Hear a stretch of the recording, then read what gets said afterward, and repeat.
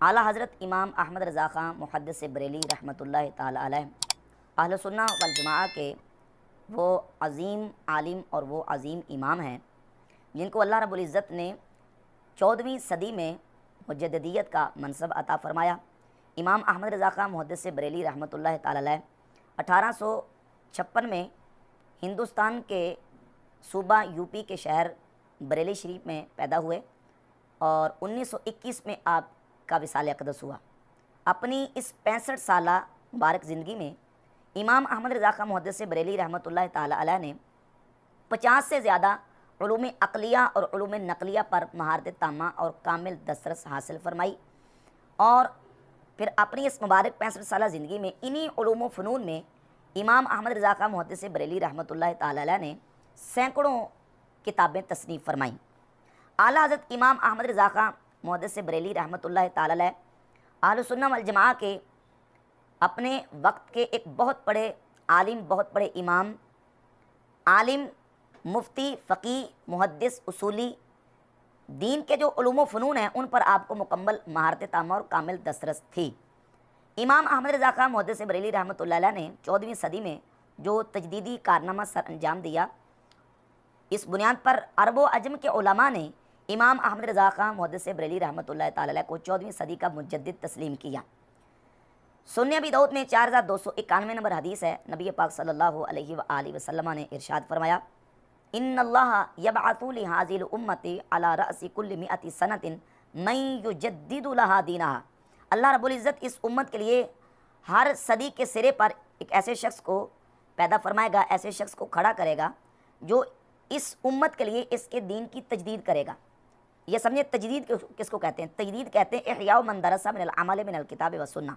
کتاب و سنت کے اعتبار سے جو عمل امت میں ناپائید اور مفقود ہو چکا ہے، ختم ہو چکا ہے، مفقود ہو چکا ہے، اس کو زندہ کرنا، والامر بمقتضاہما، اور قرآن و سنت کے تقاضوں کے مطابق حکم دینا، یہ تجدید ہے۔ امام اہل سنت الشاہ امام احمد رضا خان محدث بریلی رحمۃ اللہ تعالی علیہ نے قرآن، حدیث، صحابہ کرام رضی اللہ تعالیٰ عنہ کے عقائد و نظریات، تابعین، تبع تابعین اور امت کے اسلاف، اور جس پر صدیوں سے امت چلی آ رہی ہے، اہل سنہ والجماعہ کے عقائد ہی کو ڈیفینڈ کیا اور انہی عقائد و نظریات کی ترویج و اشاعت کی۔ امام احمد رضا خان محدث بریلوی رحمۃ اللہ تعالی علیہ جب آپ کسی جگہ پہ تحریر کرنے کے بعد اپنی سٹیمپ پر مہر لگاتے تھے، اور اس سٹیمپ پر مہر پہ یہ لکھا ہوا تھا، عبدہ المذنب احمد رضا محمدی سنی حنفی قادری، یعنی اپنے ساتھ جو مسلک کے اعتبار سے امام احمد رضا خان محدث بریلی رحمۃ اللہ تعالی علیہ نسبت لگاتے تھے، وہ نسبت سنی اہل سنہ والجماعہ کا ایک سمجھ کے ایک مخفف ہے، اور امام احمد رضا خان محدث بریلی رحمۃ اللہ تعالی علیہ نے اہل سنہ والجماعہ کے عقائد و نظریات ہی کی ترویج و اشاعت کی اور اسی کا دفاع کیا، اور اس کے خلاف اٹھنے والی ہر جو باطل جو فکر اور نظریات تھے ان کا رد و ابطال فرمایا۔ اور اس بات کو احمد رضا بریلوی رحمۃ اللہ کے مخالفین نے بھی اس بات کو تسلیم کیا کہ مولانا احمد رضا بریلوی نے اسی عقیدے کو اور اسی نظریے کو پختگی کے ساتھ پکڑا ہے جو شروع سے چلا رہا ہے۔ ایک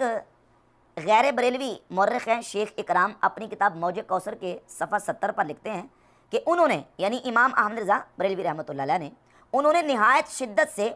قدیم حنفی طریقوں کی حمایت کی، نہایت شدت کے ساتھ قدیم حنفی طریقوں کی حمایت کی۔ اور سلمان ندوی نے اپنی کتاب حیات شبلی کے صفحہ 46 پر لکھا ہے کہ تیسرا فریق وہ تھا جو شدت کے ساتھ اپنی روش پر قائم رہا اور اپنے آپ کو اہل سنہ کہتا رہا۔ اس گروہ کے پیشوا زیادہ تر بریلی اور بدایون کے علماء تھے۔ بریلی اور بدایون کے علماء یہ وہ علماء تھے جو اپنی پرانی روش پر قائم رہے اور اہل سنہ والجماعہ کے عقیدے ہی پر قائم رہے اور اسی کا دفاع کرتے رہے۔ یہ ایک غیر مقلد عالم ہے ثناء اللہ امرسری، ان کی کتاب ہے شمع توحید، اس کے صفحہ نمبر 63 پر غیر مقلد وہابی عالم ثناء اللہ امرسری لکھتے ہیں، امرتسر میں مسلم آبادی غیر مسلم آبادی کے مساوی ہے۔ 80 سال پہلے قریباً سب مسلمان اسی خیال کے تھے جن کو آج کل بریلوی حنفی کے نام سے پکارا جاتا ہے، جن کو آج کل بریلوی حنفی کہا جاتا ہے۔ اور میں یہ بتاؤں گا انشاءاللہ کہ یہ کیوں کہا گیا اور یہ ایک فرقے کا ٹائٹل اور لیبل لگا کے یہ کارروائی کیوں کی گئی، اس کو انشاءاللہ آگے وضاحت کے ساتھ بیان کریں گے۔ یہ سمجھے کہ یہ غیر مقلد عالم بھی مان رہے ہیں کہ 80 سال پہلے، یہ 1937 میں یہ کتاب لکھی ہے ثناء اللہ امرسری نے، اور 1937 سے 80 سال پیچھے چلے جائیں تو 1857 بنتے ہیں، یعنی انگریز دور سے پہلے بھی अहल सुन्नह वल जमाअह के जो अकायद थे, जो उस वक़्त के अकायद थे, वही अकायद बिहम्द ताला अहल सुन्नह वल जमाअह बरेलवियों के अकायद हैं। और ये एक गैर मुक़ल्लिद वहाबी आलिम एहसान इलाही ज़हीर, उन्होंने इमाम अहमद रज़ा बरेलवी रहमतुल्लाह के ख़िलाफ़ किताब लिखी है बरेलवियत। इस किताब के सफ़ा नंबर 21 पर एहसान इलाही ज़हीर ने इस बात को तस्लीम किया है, लिखा है कि इस ग्रोह के अकायद बाज़ दूसरे इस्लामी मुल्कों में तसव्वुफ़ के नाम पर राइज हैं। बरेलवी ग्रोह के अकायद ये तसव्वुफ़ के नाम पर बाज़ दूसरे इस्लामी मुल्कों में राइज है। बाज़ दूसरे इस्लामी मुल्कों में, बाद में नहीं बल्कि पूरी दुनिया इस्लाम में जहाँ कहीं अहल सुन्नह वल जमाअह के लोग मौजूद हैं, सुन्नी मौजूद हैं, बेहम्द ताला अहल सुन्नह बरेलवियों के वही अकायद हैं जो पूरी दुनिया के सुन्नी मुसलमानों के अकायद हैं। अरब व अजम में जहाँ जहाँ सुन्नी मुसलमान आबाद हैं, बशर्ते कि वो अहल सुन्नह के अकीदे पर हैं, बेहम्द ताला जो उनके अकायद हैं वही अहल सुन्नह बरेलवियों के अकायद हैं। और उस वक्त तो बिलखुसूस 14वीं सदी में इमाम अहमद रज़ा खां मुहद्दिस बरेली रहमतुल्लाह ताला के दौर में तो अरब व अजम में, अरब शरीफ में और हिजाज़ मुक़द्दस, मक्का शरीफ, मदीना, ताइफ और सल्तनत उस्मानिया, ये तो मिर्ज़ा जेलमी भी मानता है कि सल्तनत उस्मानिया जो है वो सूफ़ियों की हुकूमत थी और वो हनफी थे और उनके अकायद जो है ना वो अहल सुन्नह वल जमाअत वाले हनफियों वाले अकायद थे। और बेहम्द ताला जो उनके अकायद थे वही इमाम अहमद रज़ा बरेलवी रहमतुल्लाह के अकायद थे। और यही वजह है कि इमाम अहमद रज़ा बरेलवी रहमतुल्लाह अलैह ने जब दीगर जो लोग थे जिन्होंने अपनी किताबों में गुस्ताखाना अकायद और नज़रियात लिखे, कुफरिया इबारत लिखी, उन कुफरिया इबारत पर आपने जब फतवा दिया, फतवा दे के हरमैन तय्यबैन के उलमा के सामने पेश किया, उन उलमा के सामने रखा कि ये मैंने इन इबारत कुफरिया पर, गुस्ताखाना इबारत पर फतवा दिया है, इस पर आपकी राय क्या है, आपके तासुरात क्या हैं। तो उस वक़्त के 35 हरमैन तय्यबैन के मक्का और मदीना के बड़े बड़े हनफी, शाफी, मालिकी जो सुन्नी उलमा थे उस वक़्त के, उन्होंने दस्तखत किए और फिर वो फतवा हुसामुल हरमैन के नाम से छपा। तो इमाम अहमद रज़ा खां मुहद्दिस बरेली रहमतुल्लाह ताला अलैह ने अहल सुन्नह वल जमाअह के अकायद व नज़रियात की तरवीज व इशाअत की और उन्हीं अकायद को का दिफा किया, उन्हीं को डिफेंड किया। और इस अकीदे के मुकाबले में अहल सुन्नह के अकायद व नज़रियात के ख़िलाफ़ उठने वाली हर फ़िक्र, हर सोच का आपने रद्द बलीग अपनी किताबों की सूरत में फरमाया। हिंदुस्तान में एक बहुत बड़ा जो फितना बरपा हुआ, वो फितना बरपा हुआ इस किताब तक़वियतुल ईमान की वजह से। ये किताब तक़वियतुल ईमान, जिसको देवबंदी मकतबा फ़िक्र भी मानता है, जिसको वहाबी गैर मुक़ल्लिदीन की फ़िक्र और मकतबा फ़िक्र भी तस्लीम करते हैं, और ये किताब आज भी सऊदी अरब से तकसीम होके हाजियों को तकसीम की जाती है, फ्री छपती है। और दारुस्सलाम ने भी इसको छापा है, देवबंदी भी छापते हैं, वहाबी भी छापते हैं, और सऊदी अरब से छप के ये बाकायदा हाजियों को तोहफ़तन दी जाती है। अब ये मेरे पास जो नुस्खा है, इसके ऊपर भी ये मोनोग्राम, इसके ऊपर मोनोग्राम देख लें, इसके ऊपर लिखा है अल ममलिकतुल अरबिया सऊदिया रियासतुल आमल शौनिल मस्जिदिल हराम वल मस्जिद नबवी सल्लल्लाहु अलैहि वसल्लम। तो ये किताबें जो है ना, ये बाकायदा इनके यहाँ मुसल्लमा और मुसद्दका किताबें हैं। ये किताब का राइटर और मुसन्निफ़ है मौलवी इस्माइल देहलवी। ये इस्माइल देहलवी कौन था? इस्माइल देहलवी शाह वलीउल्लाह मुहद्दिस दिल्ली रहमतुल्लाह ताला अलैह का पोता था। शाह वलीउल्लाह मुहद्दिस दिल्ली के बेटे शाह अब्दुल गनी का बेटा था इस्माइल देहलवी। इस्माइल देहलवी ने सबसे पहले ये किताब लिखी और इस किताब के अंदर जो अकायद व नज़रियात लिखे हैं, ना तो वो अकायद व नज़रियात शाह वलीउल्लाह के थे और ना ही वो अकायद शाह वलीउल्लाह के बेटों के यानी इस्माइल देहलवी के चाचाओं के, जिस तरह के शाह अब्दुल अजीज़ साहब मुहद्दिस दिल्ली रहमतुल्लाह अलैह उनके अकायद थे। ये हरगिज़ अकायद नहीं थे। बल्कि इस बात को मकतबा फ़िक्र देवबंद के हकीमुल उम्मत अशरफ अली थानवी ने अपनी किताब इमदादुल मुश्ताक के सफ़ा नंबर 82 पर लिखा है कि मौलवी इस्माइल शहीद मुवहिद थे, चूँकि मुहक्किक थे, चंद मसाइल में इख्तलाफ किया और मसलक के पीरान ने खुद मिसल शेख वलीउल्लाह वगैरह पर इनकार किया। यानी मौलवी इस्माइल देहलवी ने अपने पीरों के, अपने मशाइख शाह वलीउल्लाह मुहद्दिस दिल्ली के मसलक से इख्तलाफ और इनकार किया। और कहाँ तक इनकार और इख्तलाफ किया, ये दूसरी किताब है अशरफ अली थानवी की अरवाह सलासा के सफ़ा नंबर 83 पर लिखते हैं कि जब मौलवी इस्माइल देहलवी ने यह किताब तक़वियतुल ईमान लिखी, इस किताब को लिखने के बाद तक़वियतुल ईमान उनके सामने तक़वियतुल ईमान पेश की और फरमाया कि मैंने ये किताब लिखी है और मैं जानता हूँ कि इसमें बाज़ जगह ज़रा तेज़ अल्फाज भी आ गए हैं और बाज़ जगह तशद्दुद भी हो गया है। मसलन इन उमूर को जो शिरक खफ़ी थे शिरक जली लिख दिया गया है। इन वजूह से मुझे अंदेशा है कि इसकी इशाअत से शोरश ज़रूर होगी,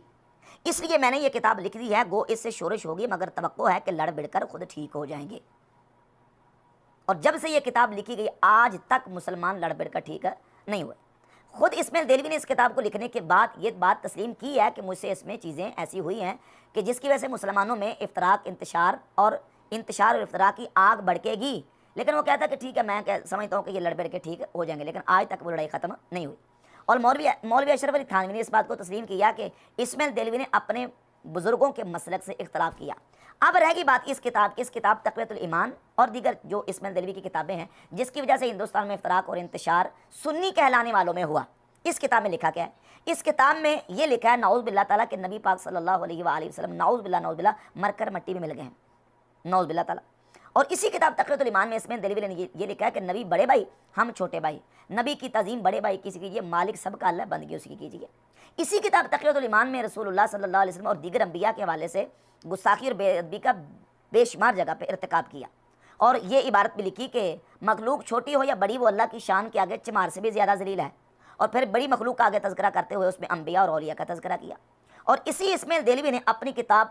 ایضاح الحق الصریح، یہ کتاب ایضاح الحق الصریح، اس میں صفحہ نمبر 77 پر یہ لکھا کہ اللہ رب العزت کو جہت اور مکان سے پاک ماننا یہ بدعت ہے۔ حالانکہ تمام مسلمانوں کا عقیدہ کہ اللہ رب العزت کی ذات وہ ہے جو جہت اور مکان سے پاک اور منزہ ہے، وہ جہت اور مکان سے پاک ہے، اس کو جہت اور مکان کی ضرورت نہیں ہے۔ اور اس عقیدے کو جو مسلمانوں کا شروع سے عقیدہ اہل سنت کا چلا آ رہا تھا، اس کو کہا کہ یہ بدعت ہے۔ تو یہ اسماعیل دہلوی ہیں جنہوں نے یہ عقائد و نظریات کو ہندوستان میں پروموٹ کرنے کی جب کوشش کی، تو امام احمد رضا خان محدث بریلی رحمۃ اللہ تعالی علیہ نے اس اسماعیل دہلوی کے رد میں متعدد کتب تصنیف فرمائیں۔ امام احمد رضا بریلوی رحمۃ اللہ سے پہلے دیگر اور علماء اہل سنت نے اسماعیل دہلوی کا رد کیا۔ درجنوں کتابیں اسماعیل دہلوی کی کتاب تقویۃ الایمان کے رد میں لکھی گئیں، جن میں ایک مشہور کتاب ہے تحقیق الفتویٰ فی ابطال التقویٰ، علامہ فضل حق خیر آبادی رحمۃ اللہ کی۔ اسی طرح ایک اور کتاب ہے مولانا فضل رسول بدایونی رحمۃ اللہ کی سیف الجبار، اور دیگر اور کتابیں اسماعیل دہلوی کے رد میں لکھی گئیں۔ اور اسماعیل دہلوی کے عقائد و نظریات کا رد و ابطال بالکل واضح طور پر علماء اہل سنت نے کیا، اور امام احمد رضا خان محدث بریلی رحمۃ اللہ علیہ نے بھی اپنی کتابوں میں اسماعیل دہلوی کا رد کیا۔ اب یہ سلسلہ جب چلا تو اسی سلسلے کی ایک کڑی علماء دیوبند جب دارالعلوم دیوبند بنا، اور دارالعلوم دیوبند کے بانی مولوی قاسم ننوتوی نے ایک کتاب تصنیف کی جس کتاب کا نام ہے تحذیر الناس من انکار اثر ابن عباس۔ وہ کتاب جب لکھی گئی، اس کتاب کے اندر بانی دارالعلوم دیوبند نے نبی پاک صلی اللہ علیہ وآلہ وسلم کی ختم نبوت کے حوالے سے وہ عقیدہ بیان کیا جو مسلمانوں کا عقیدہ نہیں تھا۔ اس سے پہلے اسماعیل دہلوی نے تقویۃ الایمان میں بھی لکھا تھا کہ خدا کی شان تو یہ ہے کہ وہ محمد جیسے کروڑوں پیدا کر ڈالے، اور اسی عقیدے کا تسلسل چلاتے ہوئے قاسم ننوتوی جو کہ دارالعلوم دیوبند کے بانی ہیں، انہوں نے اپنی کتاب تحذیر الناس کے صفحہ 40، 65 اور 85 پر یہ عقیدہ لکھا۔ صفحہ نمبر 40 پر لکھا کہ اول معنی خاتم النبیین سمجھنے چاہیے، معلوم کرنے چاہیے تاکہ فہم جواب میں کچھ دقت نہ ہو۔ سو عوام کے خیال میں تو رسول اللہ صلی اللہ علیہ وآلہ وسلم کا خاتم ہونا بئی معنی ہے کہ آپ کا زمانہ انبیاء سابق زمانہ کے بعد اور آپ سب میں آخری نبی ہیں، مگر اہل فہم پر روشن ہوگا کہ تقدم یا تاخر زمانے میں بذات کچھ فضیلت نہیں ہے۔ نعوذ باللہ رسول اللہ صلی اللہ علیہ وآلہ وسلم کے آخری نبی ہونے کو، حضور کے آخر الزمان نبی ہونے کو عوام کا خیال ٹھہرا کے کہا کہ اہل فہم پر روشن ہے کہ تقدم یا تاخر زمانے میں بذات کچھ فضیلت نہیں ہے، یعنی پہلے آ جانا اور بعد میں آ جانا یہ فضیلت کی کوئی بات ہی نہیں ہے۔ نبی پاک علیہ الصلوۃ والسلام کے آخری نبی ہونے کا یہاں بالکل واضح طور پر انکار کیا گیا۔ اور پھر اسی کتاب کے صفحہ نمبر 65 پر انہی قاسم ننوتوی نے یہ لکھا کہ بلکہ اگر بالفرض آپ کے زمانے میں بھی کہیں اور کوئی نبی ہو، جب بھی آپ کا خاتم ہونا بدستور باقی رہتا ہے۔ اور صفحہ نمبر 85 پہ جا کے لکھ دیا کہ بلکہ اگر بالفرض بعد زمانہ نبوی صلی اللہ علیہ وسلم کوئی نبی پیدا ہو تو پھر بھی خاتمیت محمدی میں کچھ فرق نہ آئے گا۔ نبی پاک صلی اللہ علیہ وآلہ وسلم کی ذات اقدس کی ختم نبوت پر اس انداز سے حملہ کیا گیا۔ اور اسی مکتب فکر دیوبند کے حکیم الامت اشرف علی تھانوی نے اپنی کتاب حفظ الایمان کے صفحہ 13 پر یہ لکھا کہ بقول زید دریافت الامر یہ ہے کہ اس سے بعض علوم غیبیہ مراد ہیں یا کل، اگر بعض علوم غیبیہ مراد ہیں تو اس میں حضور ہی کی کیا تخصیص ہے؟ ایسا علم غیب تو ہر سبی و مجنون بلکہ جمیع حیوانات و بہائم کے لیے بھی حاضر ہے۔ نعوذ باللہ تعالیٰ نبی پاک صلی اللہ علیہ وآلہ وسلم کے علوم وافرہ اور کثیرہ کو جانوروں اور پاگلوں کے علم کے ساتھ اشرف علی تھانوی نے اپنی کتاب حفظ الایمان کے صفحہ 13 پر تشبیہ دی، جو کہ یقیناً نبی پاک صلی اللہ علیہ وآلہ وسلم کے علوم وافرہ اور کثیرہ کی توہین اور گستاخی ہے۔ اور پھر اسی مکتب فکر دیوبند کے جو ایک بہت بڑے عالم تھے خلیل احمد سہارنپوری، جنہوں نے اپنی کتاب برائے نقاطہ کے صفحہ 55 پر یہ لکھا کہ نبی کریم صلی اللہ علیہ وآلہ وسلم کو نعوذ باللہ دیوار کے پیچھے کا بھی علم نہیں ہے، اور یہاں تک لکھا کہ حضور کے علم سے تو شیطان کا علم زیادہ ہے۔ تو جب اس انداز سے رسول اللہ صلی اللہ علیہ وآلہ وسلم کی شان اقدس میں گستاخی اور توہین اور بے ادبی کا ان کتابوں میں ارتکاب کیا گیا۔ امام احمد رضا خان محدث بریلی رحمۃ اللہ تعالی علیہ نے اپنا جو شرعی منصب اور فریضہ تھا اس کو ادا کرتے ہوئے آپ نے ان کتابوں کے لکھنے والوں کا جو شرعی حکم تھا وہ بیان فرما دیا اور فتویٰ دیا باقاعدہ۔ پہلے تو یہ کہ جو زندہ تھے ان کو خط لکھے کہ تم اپنی ان کتابوں سے ان اپنی عبارت سے رجوع کرو۔ جب وہ باز نہ آئے تو اعلیٰ حضرت امام احمد رضا خان محدث بریلی رحمۃ اللہ تعالی علیہ نے پھر باقاعدہ سے فتویٰ ترتیب دیا، اور اس وقت اہل سنہ کے جو علماء حجاز مقدس میں مکہ اور مدینہ شریف میں موجود تھے ان کے سامنے وہ جو فتویٰ تھا آپ نے پیش کیا۔ 35 علماء حرمین نے، یہ 35 علماء حرمین کا جو تصدیقی فتویٰ ہے حسام الحرمین کی صورت میں، اس وقت کے مکہ اور مدینہ کے، وہاں اس وقت ظاہر ہے وہابی تو نہیں تھے نہ دیوبندی تھے، اس وقت وہاں کون سے علماء تھے؟ اہل سنہ کے۔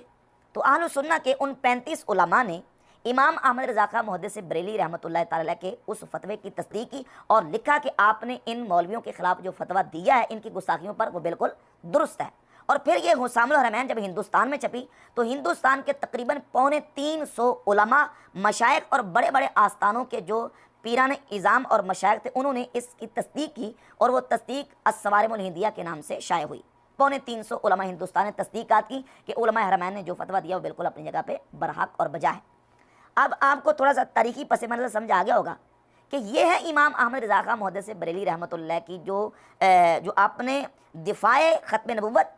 اور نبی کریم صلی اللہ علیہ وآلہ وسلم کی عزت و عظمت اور حضور کی شان کے والے سے خدمات سر انجام دی ہے۔ اب اس کے مقابلے میں جو لوگ تھے جن پر فتوے آئے، اب انہیں کوئی بھاگنے کی اور کوئی راہ نہ ملی، انہوں نے پھر الٹا یہ کہہ دیا کہ یہ جو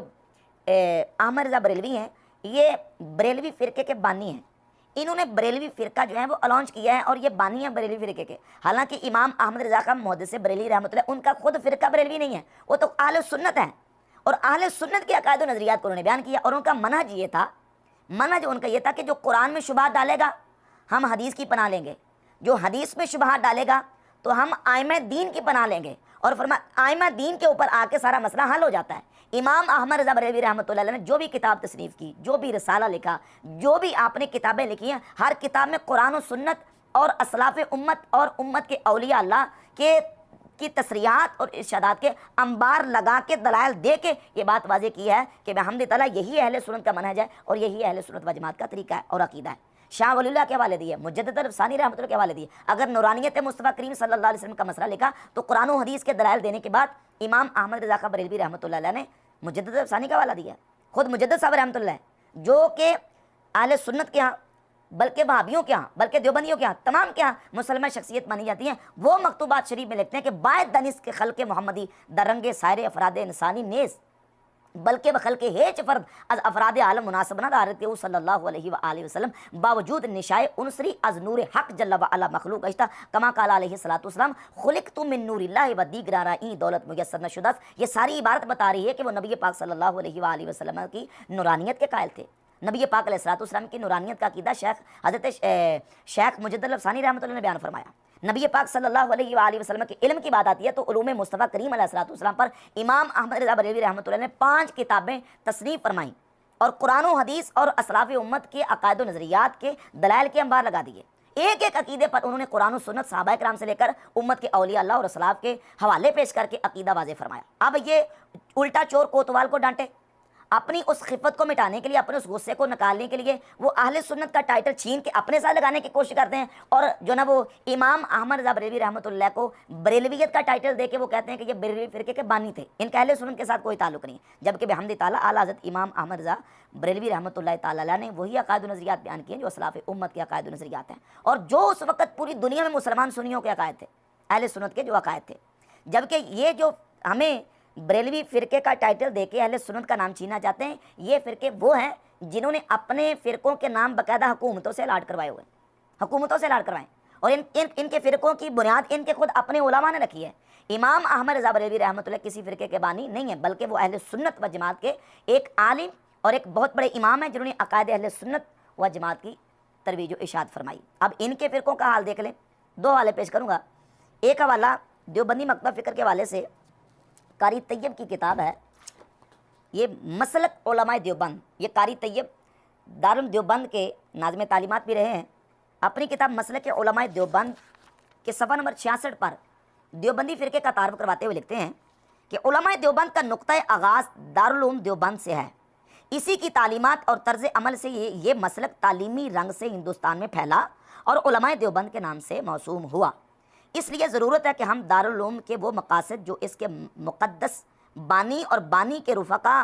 का अहलुल्लाह के तर्ज अमल और अमली तालीम से नुमाया हुए पेश कर दें, ताकि ये मसलक नज़री तौर पर ही नहीं अमली अंदाज से भी सबके सामने आ जाए। इस मसलक के लिहाज से अगर दारुल उलूम की तारीख़ को सामने रखा जाए तो इसके असलाफ़ और मुअस्सिसीन मुद्दईयाने मसलक ही ना थे बल्कि मसलक का अमली नमूना भी थे, और बिलखुसूस हज़रत बानी दारुल उलूम मसलक के इन नज़री और अमली पहलुओं का मुजस्सम पैकर थे। गोया इस मसलक के जामे को अगर मुजस्सम कहा जाए तो हज़रत ननोतवी की ज़ात बन जाती है, जिसके कौलो अमल से न सिर्फ इस मसलक के सारे गोशे वाशगाब हुए बल्कि दारुल उलूम देवबंद की बिना अगराज़ व मकासद भी इस मसलक की रोशनी में मुशख्खस हुए। और सफ़ा नंबर 79 पर लिखते हैं, इस जामियत उसूल व शख्सियत से पैदा शुदा इम्तिजाज का नाम मसलक उलमाए देवबंद है, और यही देवबंदियत या कासमियत है, महज दरस निज़ामी की किताबें पढ़ने पढ़ाने का नाम देवबंदियत नहीं। तो देवबंदियत का मुकम्मल तारुफ कारी तैयब ने अपनी किताब मसलक उलमाए देवबंद के सफ़ा 66 और 79 पर और दीगर मुख्तलिफ जो ना वो सफ़ात पर करवा दिया कि ये देवबंदी मसलक है। और आप इस बात से भी अंदाज़ा लगाएंगे कि जब आला हज़रत इमाम अहमद रज़ा खां रहमतुल्लाह ताला अलैह ने मक्का और मदीना के उस वक़्त के उलमा के सामने ये इबारात और अपना फतवा रखा, तो उस वक़्त के उलमा ने इमाम अहमद रज़ा रहमतुल्लाह के फतवे की तस्दीक की। ज़ाहिर वो देवबंदी तो नहीं थे, ना वो वहाबी थे, वो क्या थे? सुन्नी थे, अहले सुन्नत थे। उन्होंने आला के फतवे की तस्दीक की और फिर मजबूरन उलमाए देवबंद को, जो कि पहले इब्ने अब्दुल नजदी के बारे में बड़े अच्छे तासुरात रखते थे, खुद फतावा रशीदिया में इब्ने अब्दुल नजदी के बारे में लिखा है कि नजदियों के अकायद उम्दा हैं और वहाबी जो है ना वो मुत्तबे सुन्नत को कहते हैं, ये उनकी तारीफ़ें लिखी हुई थी। लेकिन मजबूरन फिर वक़्त टालने के लिए, दफुल वक्ती के लिए उलमाए देवबंद को वहाँ हरमैन तय्यबैन के उलमा के सामने जो है ना वो अपना सुन्नी होना ज़ाहिर करना पड़ा और वहाबियत की तारीफ़ और उनकी तौसीक से हाथ उठाना पड़ा और ये लिखना पड़ा कि इब्ने अब्दुल वहाब नजदी ये खारजी था और इसका सारा फ़िरका खारजी है और इसका वही हुक्म है जो इमाम शामी ने अपनी किताब फतावा शामी में बयान कर दिया। और फिर वो अकायद व नज़रियात लिख के उनको भेजने पड़े और बताना पड़ा कि हम अहले सुन्नत हैं, हम जो है ना वो अहले सुन्नत से इनहराफ करने वाले नहीं हैं, जबकि यही जो लोग हैं ये पहले अपनी किताबों में अहले सुन्नत व जमात के अकीदों के खिलाफ अकीदे तक़वियतुल ईमान में, सिरात मुस्तकीम में और फतावा रशीदिया और दीगर किताबों में लिख चुके हैं। तो ये थी देवबंदियत के हवाले से। अब आ जाएँ वहाबी फ़िरका। वहाबी फ़िरका का तारुफ करवाते हुए डॉक्टर खलील हरास अपनी किताब वहाबी तहरीक के पीछे टाइटल पेज पे ये वहाबी तहरीक का लिखा हुआ है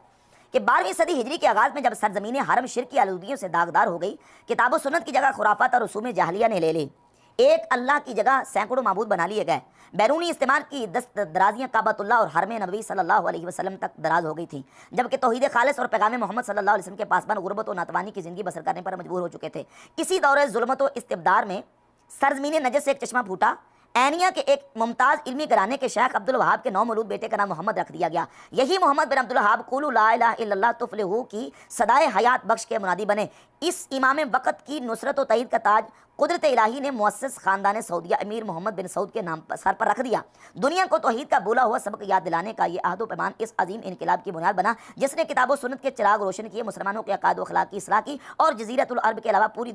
पूरी इस्लामी दुनिया में दावत अल्लाह की दागबेल डाली। इस मुक़द्दस कारवां का नाम वहाबी तहरीक है। इस मुक़द्दस कारवां का नाम वहाबी तहरीक है, जो तहरीक मोहम्मद बिन अब्दुल वहाब नजदी ने नजद से उठाई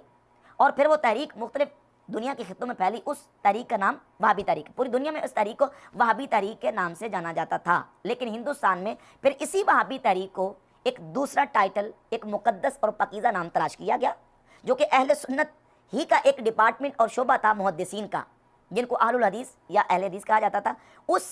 लफ्ज़ को, इस टाइटल को फिर बाकायदा बरतानिया गवर्नमेंट से अलाट करवाया गया और उसका बयान अहले हदीस और वहाबी कहलाने वाले एक बहुत बड़े आलिम हैं सनाउल अमर सरी, उन्होंने अपनी इस किताब अहले हदीस का मज़हब के सफ़ा नंबर 100 पर लिखा। कहते हैं बाज़ दोस्त दरियाफ्त किया करते हैं कि अहले हदीस को सरकारी कागजात में वहाबी लिखने की ममानत कब हुई थी और इसका क्या सबूत। तो ये फ़िरके जो अंग्रेज़ के दौरे हुकूमत में पैदा हुए और उन्होंने बाकायदा अपना नाम अलाट किया, अंग्रेज़ से करवाया, اب یہ ان کے پاس اور کوئی بس تو چلتا نہیں، جو کہتے ہیں الٹا چور کوتوال کو ڈانٹے. تو بحمد تعالیٰ امام احمد رضا بریلوی رحمۃ اللہ علیہ اہل سنت کے عالم، انہوں نے اہل سنت کے عقائد و نظریات کی ترویج و اشاعت کی، انہی عقائد کو ڈیفینڈ کیا، انہی کا دفاع کیا، اور ایک ایک رسالے میں ایک ایک کتاب میں یہی کہا کہ قرآن حدیث صحابہ کے عقائد اور امت کے اولیاء کے عقائد، امت کے علماء کے عقائد، امت کے اسلاف کے عقائد، اور پھر عقائد بھی وہ نہیں جو شاذ عقائد ہیں، جمہور کے عقائد. اور یہ اپنا انہوں نے منہج بھی فتاوی رضویہ کی جلد نمبر 29 میں اپنا منہج بیان کیا باقاعدہ سے، جلد نمبر 29 کے صفحہ نمبر 173 پر. وہ فرماتے ہیں کہ اہل حق بحمد اللہ تعالیٰ خوب جانتے ہیں کہ شاہراہ ہدایت اتباع جمہور ہے، یعنی جس پر جمہور علماء امت چلی آ رہی ہے، جس سے سہون خطا ہوئی اگرچہ معذور ہے مگر اس کا وہ قول متروک و مہجور ہے. وہ جانتے ہیں کہ لکل جواد قبوا لکل صارم نبوا و لکل عالم حفوا، ہر تیز گھوڑا کبھی ٹھوکر کھا لیتا ہے اور ہر تیغ براں کبھی کر جاتی ہے، اور ہر عالم سے کبھی کوئی لغزش وقوع پاتی ہے. تو فرماتے ہیں اگر کسی سے لغزش ہوئی ہے، کسی کا کوئی شاذ موقف، وہ نہیں لیں گے، جمہور علماء کا، جمہور امت کا جو موقف ہے اسی موقف کو لیا جائے گا، اور اسی موقف کو لے کے جو نا اس کے پیچھے چلا جائے گا. اور پھر فتاوی رضویہ کی جلد نمبر 24 کے صفحہ 115 پہ اپنا منہج لکھتے ہیں. فرماتے ہیں احادیث صحیحہ مرفوعہ محکمہ کے مقابل بعض ضعیف قصے یا محتمل واقع یا متشابہ پیش نہیں ہو سکتے. ہر عاقل جانتا ہے کہ صحیح کے سامنے ضعیف، متعین کے آگے محتمل، محکم کے حضور متشابہ واجب الترک ہے. یہ ہے اعلیٰ حضرت امام احمد رضا بریلوی رحمۃ اللہ کا عقیدہ اور نظریہ، ان کا منہج، کہ انہوں نے اسی طریقے سے بحمد تعالیٰ عقائد و نظریات اہل سنت و جماعت کی اشاعت اور اس کا پرچار کیا اور انہی عقائد کا دفاع کیا. اب یہ ہے کہ یہ بریلوی کا ایک ٹائٹل دے کے وہ یہ ثابت کرنے کی کوشش کرتے ہیں کہ انہوں نے بریلوی فرقے کی جو نا وہ ایک بنا رکھی ہے اور یہ اس کے بانی ہیں. یہ بالکل سرے سے بہتان اور اس کا حقیقت